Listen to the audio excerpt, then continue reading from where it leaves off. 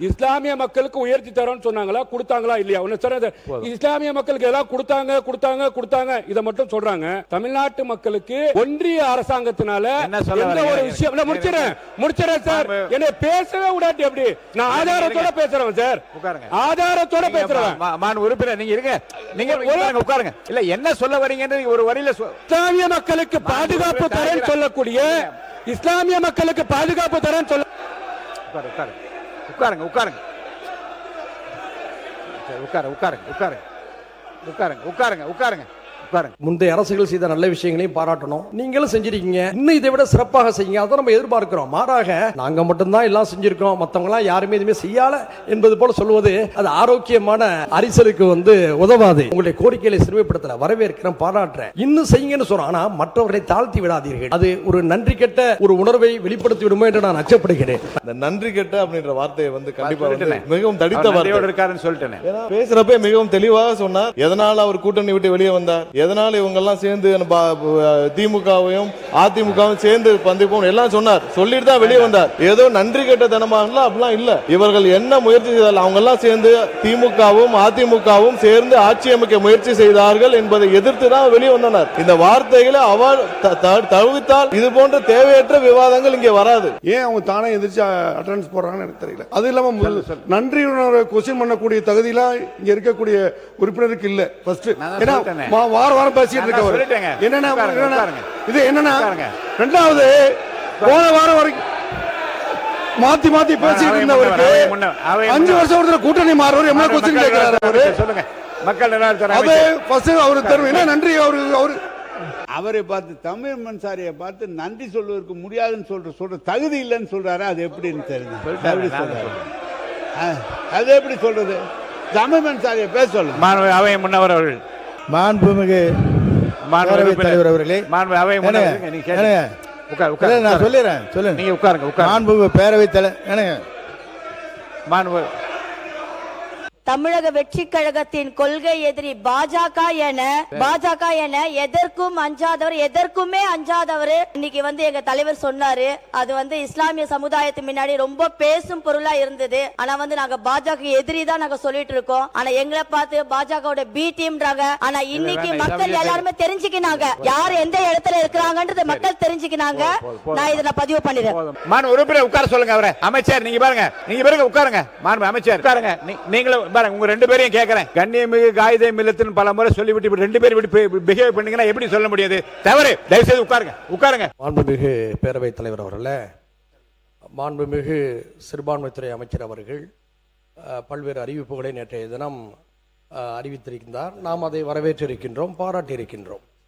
நான் ஏற்கனவே இந்த அவையிலே சொன்னது போல சிறுபான்மை சமுதாய மக்கள் சவலை பிள்ளைகள். யார் தங்களுக்கு ஆதரவு கொடுத்தாலும் அவர்களை கொண்டாடுவார்கள். அந்த வகையில் கடந்த காலத்தில் அதிமுக அரசும் சரி, திமுக அரசும் சரி, பல்வேறு நலத்திட்டங்களை அவர்கள் அறிவித்திருக்கிறார்கள். முஸ்லீம்கள் ஹஜ் யாத்திரை செல்லக்கூடிய ஒரு மிகப்பெரிய 50 கடமைகளில் ஒன்றை செய்வதற்கு வசதியாக கடந்த திமுக ஆட்சியில் 40 கோடி ரூபாய் வரை ஒதுக்கி ஒரு மிகப்பெரிய ஹஜ் இல்லம் கட்டுவதற்கு அங்கு அடிக்கல் நாட்டப்பட்டது என்பதை நான் குறிப்பிட விரும்புகின்றேன். அதற்கு முன்பாக அதிமுக ஆட்சியின் போது அந்த கோரிக்கையை நான் தான் அப்போது முன்வைத்தேன். அப்போது 15 கோடி ரூபாயை முதலமைச்சராக இருந்த அண்ணன் எடப்பாடியார் அவர்கள் ஒதுக்கியிருந்தார்கள். அந்த 15 கோடியை 40 கோடி ரூபாய் உயர்த்தியது தளபதி முத்துவேல் ஸ்டாலின் கருணாநிதி அவர்களுடைய அரசு என்பதை நான் குறிப்பிட விரும்பினேன். அது மட்டுமல்ல, மறைந்த நம்முடைய இந்திய யூனியன் முஸ்லீம்களுடைய தலைவர் மரியாதைக்குரிய ஐயா காதிர் மொய்தீன் சாஹிப் அவர்களை மரியாதை செலுத்தும் மரியாதைக்குரிய சொன்னேன், தவறு இருந்தா திருத்திங்க. மரியாதைக்குரிய நம்முடைய காதிர் மொய்தீன் சாஹிப் அவர்களுக்கு தகைசால் தமிழர் என்ற உயரிய விருதை அளித்து சிறப்பித்தது முந்தைய திராவிட மாடல் அரசு. நான் என்ன சொல்றேன்னா, முந்தைய அரசுகள் செய்த நல்ல விஷயங்களையும் பாராட்டணும். நீங்களும் செஞ்சிருக்கீங்க, இன்னும் இதை விட சிறப்பாக செய்யுங்க. அதை நம்ம எதிர்பார்க்கிறோம். மாறாக நாங்க மட்டும்தான் எல்லாம் செஞ்சிருக்கோம், மற்றவங்க எல்லாம் யாருமே எதுவுமே செய்யல என்பது போல சொல்வது அது ஆரோக்கியமான அரசியலுக்கு உதவாது. அதே போன்று இடஒதுக்கீடு உள்ளிட்ட விவகாரங்களில திராவிட கட்சிகள் செய்த சாதனைகளை மறக்க முடியாது. குறிப்பாக திராவிட முன்னேற்ற கழக அரசில் அந்த 3.5% இடஒதுக்கீட்டுக்கு இன்னல் வருகின்ற போது சிறப்பான அரசாணையை வெளியிட்டதும் முத்துவேல் கருணாநிதி ஸ்டாலின் அவருடைய அரசு என்பதை இந்த நேரத்தில் பதிவு செய்ய கடமைப்பட்டிருக்கின்றேன். மீண்டும் நான் சொல்வது, உங்களுடைய கோரிக்கைகளை சிறுமைப்படுத்தல, வரவேற்கிறேன், பாராட்டுறேன், இன்னும் செய்யுங்கன்னு சொல்றோம். ஆனால் மற்றவர்களை தாழ்த்தி விடாதீர்கள். அது ஒரு நன்றி கெட்ட ஒரு உணர்வை வெளிப்படுத்தி விடுமோ என்று நான் அச்சப்படுகிறேன். நன்றி. இல்ல அவருக்கு பாருங்க, இருங்க ஒரு நிமிஷம், முக்கியமான விஷயம். உட்காருங்கன்ற நீ இல்ல, உங்களுக்கு அனுமதிக்கணும், உட்காருங்க. இருங்க. இல்லை நன்றி உணர்வு என்று பற்றி நீங்கள் சொன்னீங்க. மாண்புமிகு இல்லை நன்றி உணர்வோடு இருக்கும்னு சொன்னார். மாண்புமிகு அமைச்சர் அவர்கள் யாராலே வெற்றி பெற்றோம் என்பதை நினைவு கூர்ந்து இந்த அவையிலே அதை பதிவு செய்ததே ஒரு நன்றி உணர்வுடைய அடையாளம் தானே.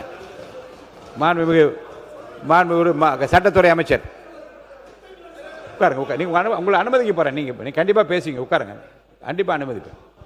மாண்புமிகு பேரவைத் தலைவர்களே, இந்த நன்றி கெட்ட அப்படின்ற வார்த்தையை வந்து கண்டிப்பா மிகவும் தடித்த வார்த்தை இருக்காருன்னு சொல்லிட்டேன். ஏன்னா பேசுறப்ப மிகவும் தெளிவாக சொன்னார். எதனால யாருக்கெல்லாம் நன்றி சொல்லி வந்தார். ஐயா காதர் மைதீன் அவர்களும் வந்து பாத்தீங்கன்னா, நாங்கெல்லாம் வந்து கண்ணியமிகு காகிதம் இல்லத்தை அவர்களை பார்த்ததில்லை. ஆனால் நான் ஐயா காதர் மைதீன் அவர்களை நேரில் சந்தித்த பொழுது அவ்வளவு கண்ணியமாக என்ன நடந்தது என்று அவர் எல்லாத்துக்கும் சொன்னார். எதனால அவர் கூட்டணி விட்டு வெளியே வந்தார், எதனால இவங்கெல்லாம் சேர்ந்து திமுகவையும் அதிமுகவும் சேர்ந்து பந்திப்போம் எல்லாம் சொன்னார். சொல்லிட்டு தான் வெளியே வந்தார். ஏதோ நன்றி கெட்ட தனமாகலாம் அப்படிலாம் இல்லை.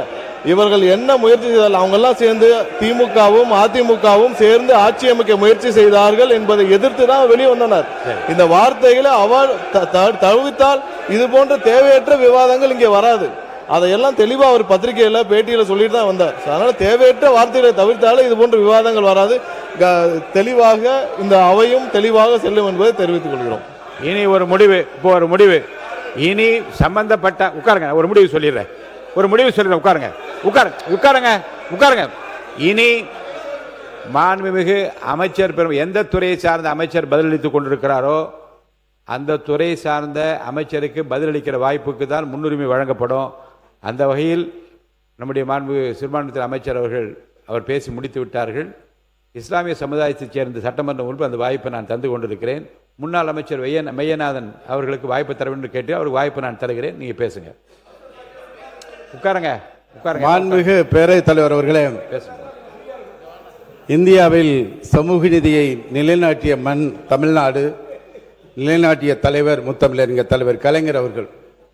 இஸ்லாமிய மக்களுக்காக இந்தியாவில் 3.5% உள் இடஒதுக்கீடை தந்தவர் முத்தமிழறிஞர் தலைவர் கலைஞர் அவர்கள். அதே மாதிரி கடந்த 5 ஆண்டு காலம் திராவிட மாடல் ஆட்சியில் இஸ்லாமிய மக்களுக்காக தனி கவனம் எடுத்து 5க்கும் மேற்பட்ட பல்வேறு பள்ளிவாசல்கள், 100 ஆண்டுகளை கடந்த பள்ளிவாசல்கள் பழமை மாறாமல் மாற்றுவதற்காக, புதுப்பிப்பதற்காக 50 கோடி ரூபாய் ஒதுக்கீடு செய்து அதை நிறைவேற்றி தந்த தலைவர் நமது திராவிட மாடல் ஆட்சியுடைய தலைவர். அதே மாதிரி இந்த கபிஸ்தலங்களை பற்றி சொல்கிறார். எங்கெல்லாம் இடம் இருக்கிறதோ அந்த இடங்களில் நிதி ஒதுக்கீடு செய்து கட்டி தந்தவர். அதே மாதிரி ஹஜ் யாத்திரை மேற்கொள்கின்ற இஸ்லாமிய சகோதரர்கள் வெளிநாட்டு பயணங்கள் மேற்கொள்கிற பொழுது அங்கே தங்கி செல்வதில் சிரமம் ஏற்படுகின்ற பொழுது என்று கோரிக்கை வைத்தவுடன் கனிவோடு பரிதித்து 40 கோடி ரூபாயிலே அவர்கள் தங்கி செல்வதற்கான அந்த கட்டடத்தை கட்டுவதற்கான பணிகளை மேற்கொண்டவர் திராவிட மாடல் ஆட்சியுடைய தலைவர்.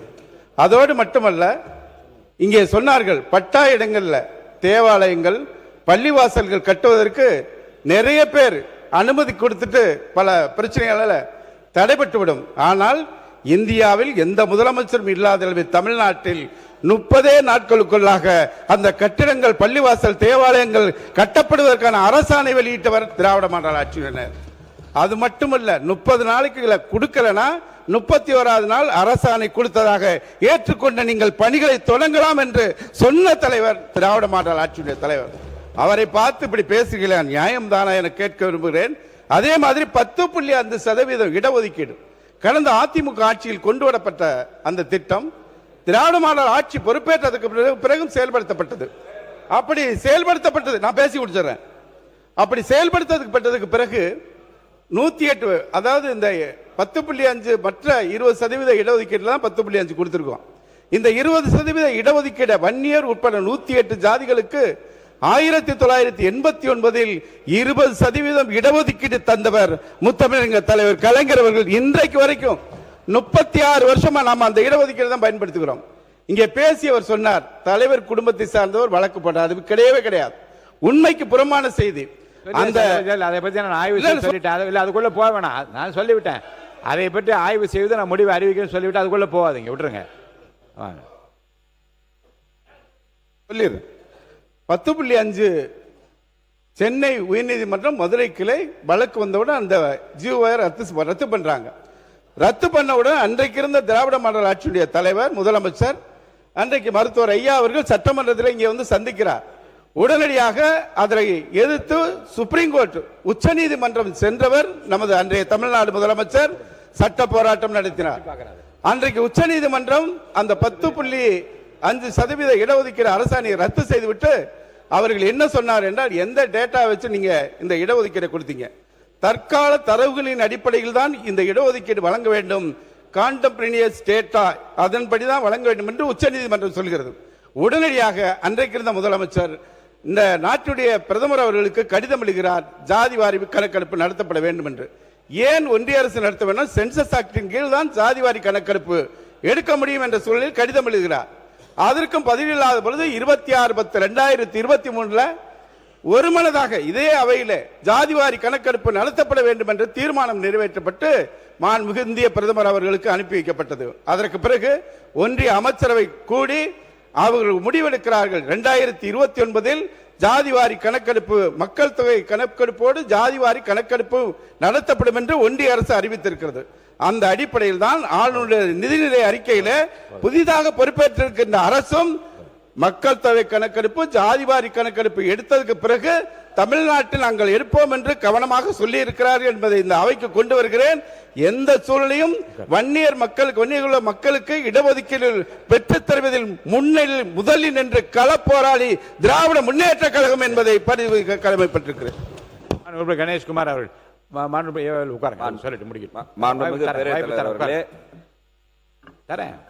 இதை நான் அரசியலாக்க விரும்பல.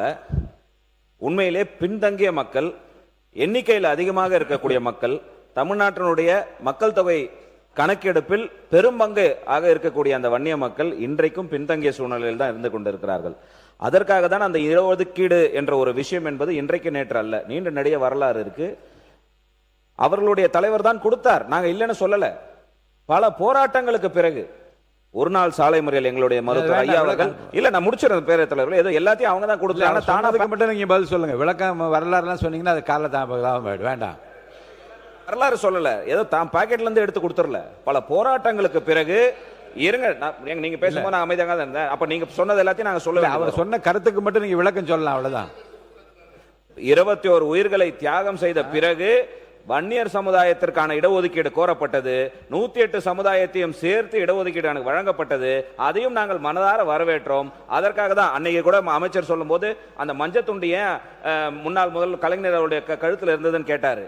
108 சமுதாயத்திற்கு சேர்த்து கொடுத்ததற்காக சமூக நீதிக்கு நீங்க கொடுத்தீங்கன்னு உங்களை அங்கீகரிச்சு பாராட்டி விழுப்புரத்துல மாநாடு ஏற்பாடு செய்து எங்களுடைய நிறுவனர் மருத்துவர் ஐயா அவர்கள் உங்களுக்கு கழுத்துல போட்ட அந்த துண்டு மஞ்சள் துண்டு, அதற்கு பின்னாடியும் வரலாறு இருக்கு. நாங்க கேட்கக்கூடிய விஷயம் ஒண்ணுதான், அமைச்சர் தெளிவா சொல்றாரு, ஏன் குழப்புறீங்க? 10.5% இடஒதுக்கீட்டிற்கும் சாதிவாரி கணக்கெடுப்புக்கும் சம்பந்தம் இல்ல. உச்ச நீதிமன்றத்தில் தெளிவா கொடுத்திருக்குது, குவான்டிஃபைபிள் டேட்டா. அதற்காக தான் எங்களுடைய தலைவர் மருத்துவர் அன்புமணி ராமதாஸ் அவர்கள் 3 முறை உங்களுடைய முதலமைச்சரை நேரில் வந்து சந்திச்சு குவான்டிஃபைபிள் டேட்டா தாங்க கேட்டிருக்கிறாங்க. எப்படி பின்தங்கி இருக்கிறாங்கன்னு கேட்டிருக்கிறாங்கன்றதற்கு நீங்க ஆணையம் அமைச்சீங்க. ஆணையத்திற்கான ரெக்கமெண்டேஷன் கொடுக்காம 6 மாதத்துல எடுக்கணும்னு சொல்லி இன்னைக்கு 5 வருஷம் ஆச்சு. 5 வருஷமா நீங்க அந்த டேட்டா எடுத்து கொடுக்காததுனால இன்றை வரைக்கும் அந்த மக்கள் அவர்களுடைய உரிமையை பெறுவதற்கு கஷ்டப்பட்டுக்கிட்டு போராடிட்டு இருக்காங்க. அதற்கான பதில் சாதிவாரி கணக்கெடுப்பு அமைச்சர் சுக்கா மலகா புக்க காமிச்சு இதுல சொல்லி இருக்காரு. அது சாதிவாரி கணக்கெடுப்பு சம்பந்தமானது. 10.5க்கும் அதுக்கு சம்பந்தம் இல்ல. 10.5ல கேட்பது குவான்டிஃபைபிள் டேட்டா. குவான்டிஃபைபிள் டேட்டானா இந்த மக்கள் பின்தங்கி எப்படி இருக்கிறாங்க. டிஎன்பிசில உங்ககிட்ட ரெக்கார்டு இல்ல. டிஎன்பி போதும், விளக்கமா சொல்லிட்டீங்க, நிறைய விளக்கங்கள் சொல்லிட்டீங்க, போதுமானது. உறுப்பினர் அமைச்சர் மக்கள் நலத்துறை அமைச்சர் பேரவைத் தலைவர் அவர்களே, நேற்று இந்த மானிய கோரிக்கை குறித்து சட்டமன்ற உறுப்பினர்கள்லாம் பேசியாகிவிட்டது. அமைச்சர் பதில் உரை அளித்து விட்டார். இதன் பிறகு திரும்பவும் இந்த விவாதத்தை ஆரம்பிக்க வேண்டாம், நம்ம முடிச்சோம். மாண்புமிகு பேரவைத் தலைவர் அவர்களே, ஒரு உண்மை சம்பவம் சொல்ல இந்த இடத்துல பதிவு பண்ணிடுறேன். போன ஆண்டு ரமணா மாதத்தின் அன்று அன்று ஒரு நாள் தளபதி அவர்கள் இஃப்தார் நிகழ்ச்சியை நடத்தினாங்க. அன்னைக்கு இஸ்லாமியர் மார்க்கத்துக்கு மதிப்பும் மரியாதையும் கொடுத்து அன்னைக்கு ஒரு நாள் அவர் வந்து நோன்பு வச்சாரு. ஃபுல் டே காலையில் ஃபஜர் நமாஸ்லேருந்து சாயந்தரம் ஈவினிங் மக்ரிப் நமாஸ் வரைக்கும் அவர் வந்து தொழுகை பண்ணார். இஸ்லாமிய மார்க்கத்துக்கு ரொம்ப மதிப்பும் மரியாதையும் கொடுத்து அன்னைக்கு வந்து சும்மா ஒரு நிகழ்ச்சி பண்ணணும்னு பண்ணாமல் நோன்பு வைத்து காலையிலேருந்து எழுந்து உண்மையாக மார்க்கத்துக்கு மரியாதை கொடுத்து நோன்பு வைத்து இஸ்லாமிய மதத்துக்கு மரியாதை உணர்வுபரமா கொடுத்தாரு. அது பெருமையோட நான் இந்த இடத்த நான் பதிவு பண்ணிறேன். அதே மாதிரி ஒரே ஒரு விஷயம், தமிழக வெற்றி கழகத்தின் கொள்கை எதிரி பாஜக என எதற்கும் அஞ்சாதவர், எதற்குமே அஞ்சாதவர் அன்னைக்கு வந்து எங்க தலைவர் சொன்னாரு. அது வந்து இஸ்லாமிய சமுதாயத்து முன்னாடி ரொம்ப பேசும் பொருளா இருந்தது. ஆனா வந்து நாங்க பாஜக எதிரி தான் நாங்க சொல்லிட்டு இருக்கோம். ஆனா எங்களை பார்த்து பாஜகவோட பி டீம்ன்றாங்க. ஆனா இன்னைக்கு மக்கள் எல்லாருமே தெரிஞ்சுக்கினாங்க யார் எந்த இடத்துல இருக்கிறாங்கன்றது மக்கள் தெரிஞ்சுக்கினாங்க. நான் இதை பதிவு பண்ணிடுறேன். உறுப்பினர் மதார் பதுருதீன் அவர் மதார் பதுருதீன் மாண்புமிகும் பேரவைத் தலைவர் அவர்களே, இந்த பக்கம் ரெண்டு இஸ்லாமிய சொல்லிடுறேன் சார். 2 நிமிஷம் மேகி நூடல்ஸ் தயார் பண்ற மாதிரி சீக்கிரம் 2 நிமிஷத்துல முடிச்சிடுறேன். சொல்லுங்க. No controversy please. இஸ்லாமிய மக்களுக்கு மாண்புமிகும் புரட்சி தலைவி அம்மா அவர்கள் ரமலான் மாதத்துல அந்த அரிசியை மெட்ரிக் டன் 5700 உயர்த்தி தந்தாங்க. நாகூர் தர்காவுக்கு சந்தன கட்ட தந்தாங்க. திமுக சொல்றாங்க நாங்க 3.5 கொடுத்தாங்கன்னு சொல்லி இடஒதுக்கீடு கொடுத்தாங்கன்னு சொல்லி நாங்க தொடர்ச்சியாக எங்களுக்கு 10 விழுக்காடு வேணும்னு கேட்டோம். ஆனா கடந்த ஆட்சியில அவங்க தேர்தல் வாக்குறுதியில எப்போ நான் சொல்றது வந்து பாத்தீங்கன்னா இப்போ இவங்க நடந்து முடிஞ்ச ஆட்சியில உயர்த்தி தரோம்னு சொன்னாங்க. 3.5% கொடுத்தது தமுமுகவா இருக்கும் போது பேராசிரியர் ஜவஹர்லால் அவர்கள் கையும் மதியாரக்கூடிய பொதுச் செயலாளர் எஸ் ஹைதர் அவர் கையில கொடுத்தாங்க, நான் ஒத்துக்கிறேன். அதுக்கப்புறமா இவங்க கொடுத்த வாக்குறுதி இஸ்லாமிய மக்களுக்கு உயர்த்தி தரோம்னு சொன்னாங்களா, கொடுத்தாங்களா இல்லையா? இஸ்லாமிய மக்களுக்கு எல்லாம் கொடுத்தாங்க இதை மட்டும் சொல்றாங்க. தமிழ்நாட்டில் காவல்துறை இருக்கு, பாத்தீங்கன்னா இப்போ எல்லா துறையும் இருக்கு. இஸ்லாமிய மக்கள் களத்தில் நின்று இது பண்றாங்க. தமிழ்நாட்டு மக்களுக்கு ஒன்றிய அரசாங்கத்தினால எந்த ஒரு விஷயம் முடிச்சிடறேன் சார். என்ன பேசவே விடாட்டி எப்படி? நான் ஆதாரத்தோட பேசுறேன் சார், ஆதாரத்தோட பேசுறேன். உறுப்பினர் நீங்க இருங்க, நீங்க உட்காருங்க. இல்ல என்ன சொல்ல வரீங்கன்னு ஒரு வரியில பாருங்க. இஸ்லாமிய மக்களுக்கு பாதுகாப்பு தரேன்னு சொல்லக்கூடிய இஸ்லாமிய மக்களுக்கு பாதுகாப்பு தரேன்னு சொல்ல உட்காருங்க உட்காருங்க உட்காருங்க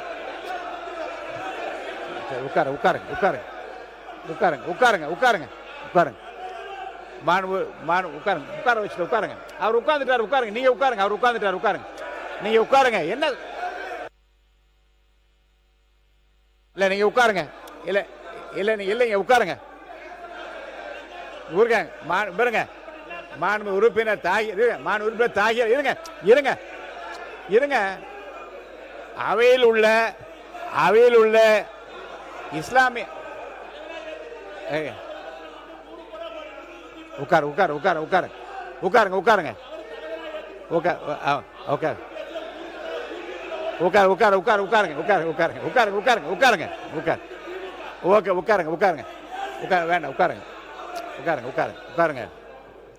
மாண்பு உறுப்பினர் இருங்க, உட்காருங்க சார்.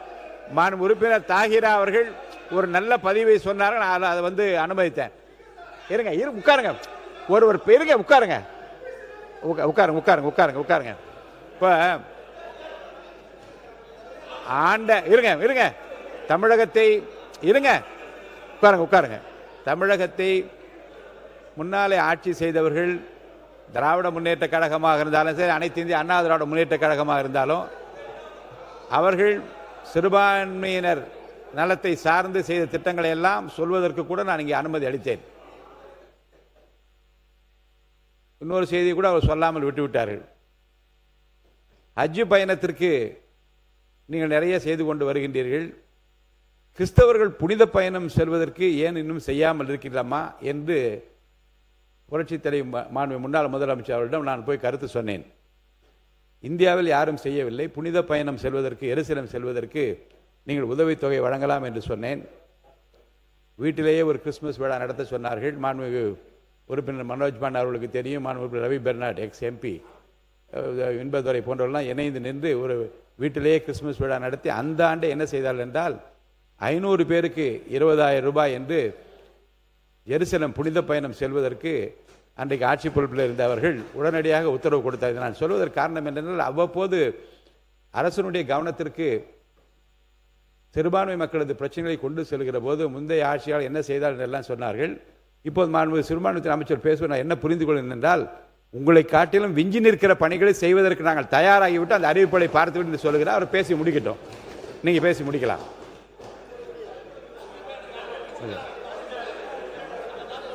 என்னது அதுதான் சொல்லிட்டீங்களே, நீங்க நிறைய சொல்வதற்கு அனுமதித்தனா இல்லை. பாருங்க, உங்கள் சார்பில் உங்கள் ஆட்சி சார்பில் செய்தெல்லாம் சொல்வதற்கு மாண்புமிகு அமைச்சர் முன்னாள் அமைச்சர் சொன்னதை அனுமதித்தேன், இந்த பக்கம் செய்த அனுமதித்தேன். இதை நீங்க இருங்க, நீங்கள் அனைவரும் செய்த திட்டங்களை எல்லாம் தாண்டி மிக சிறப்பான திட்டங்களை எல்லாம் செய்வதற்கு நாங்கள் தயாராகி கொண்டிருக்கிறோம், அதையெல்லாம் அறிவித்து விட்டேன் என்று மாண்பு அமைச்சர் சொல்லிவிட்டார். அதோடு போதுமானது. நீங்க முடிச்சிட்டீங்க இல்லையா? ஒரு பதில் மட்டும் சொல்லி முடிச்சிருங்க.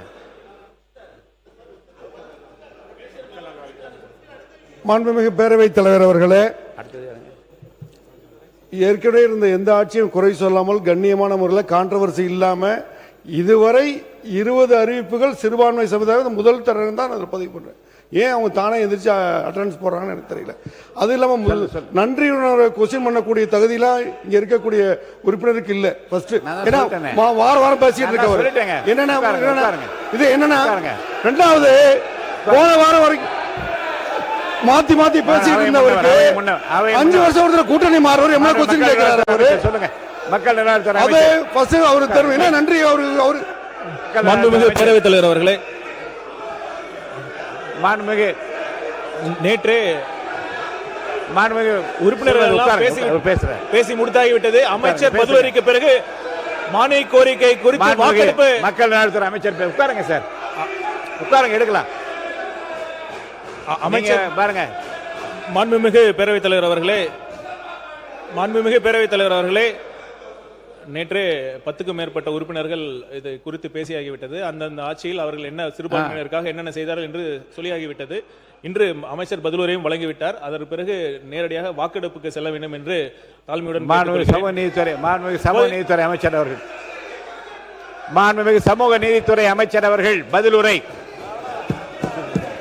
போதும், உட்காருங்க. மாண்புமிகு சமூக நீதித்துறை அமைச்சர் பதிலுரை.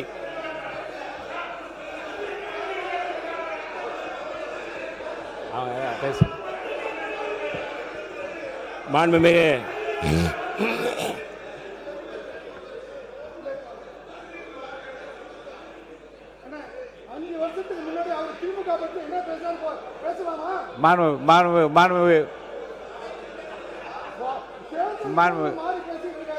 பாருங்க,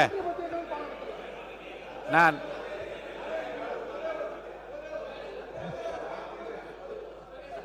மாண்புமிகு உறுப்பினர் கே நேரு அவர்கள், அவர் உங்களுடைய ஆட்சியை உங்களுடைய தலைவர்களை பற்றி புகழ்ந்து பேசினார். அவரை பார்த்து தமிழ் மன்சாரியை பார்த்து நன்றி சொல்வதற்கு முடியாதுன்னு சொல்ற தகுதி இல்லைன்னு சொல்றாரு. அது எப்படின்னு தெரியுது? அது எப்படி சொல்றது? தமிழ் மன்சாரியை பேச சொல்லுங்க. மாண்புமிகு அவை முன்னவர் அவர்கள். மாண்புமிகு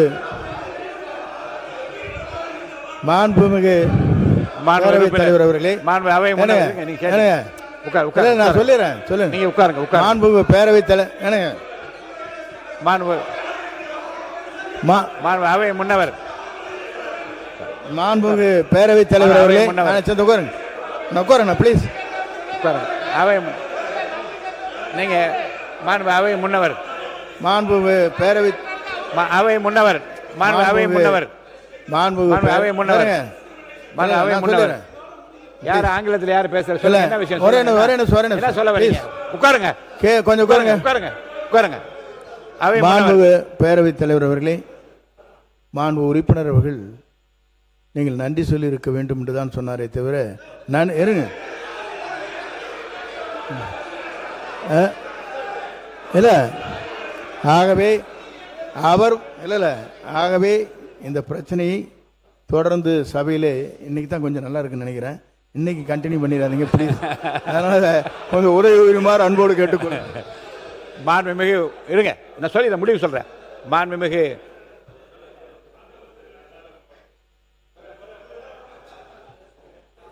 மாண்பு உறுப்பினர் அவர் பேசிய உடனே நான் சொன்னேன், வேறு கட்சியில எந்த ஆளுங்கட்சி பொறுப்பில் அமைச்சராக உட்காருங்க உட்காருங்க உட்காருங்க உட்காருங்க மாண்பு உறுப்பினர் உட்காருங்க.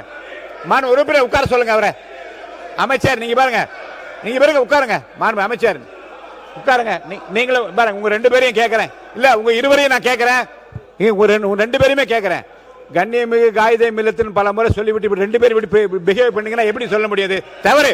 தயவுசெய்து உட்காருங்க உட்காருங்க. அவர் நன்றி, உங்களை பத்தி நன்றி நிர்ணயங்கள் என்று சொன்னவன் என்ன சொன்னேன், அங்கே இருந்து இங்கே வந்தாலும் கூட தன்னை ஜெயிக்க வைத்த மக்களுக்கு நன்றி சொன்னாரா இல்லையான்னு நான் கேட்டேன். அதோட அந்த பிரச்சனை முடிந்து விட்டது. நீங்க திரும்ப வந்து அவரை பற்றி நீங்கள் பேசிய அந்த குறிப்பை நான் இப்போ வந்து அறைக்கு சென்ற உடனே திருப்பி நான் படித்து பார்ப்பேன். தேவையற்றதாக இருந்தால் நிச்சயமாக நீக்கிவிடுவேன் என்பதை நான் உங்களுக்கு தெரிவித்துக் கொள்கிறேன்.